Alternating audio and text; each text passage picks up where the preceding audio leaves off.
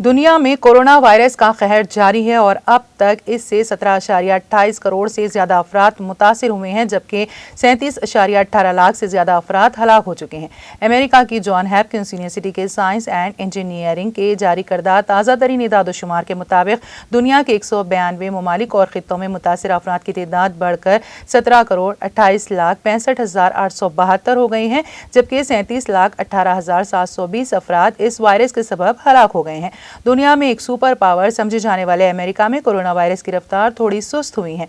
ताहम यहाँ मुतासरीन की तादाद 3,33,57,080 हो गई है और 5.97 लाख से ज्यादा इस इन्फेक्शन की वजह से हलाक हो गए। दुनिया में कोरोना से मुतासर अफराद के मामले में हिंदुस्तान दूसरे और अमवात के लिहाज से तीसरे नंबर पर है। गुज़िश्ता 24 घंटों में 60,44,011 नए मामलात के साथ ही मुतासर अफराद का इदाद-ओ-शुमार बढ़कर 2,88,09,339 हो गया। इस दौरान 1,89,232 मरीज सेहतमंद भी हुए हैं, जिसको शामिल करके मुल्क में अब तक 2,69,84,781 अफराद इस वबा को शिकस्त दे चुके हैं।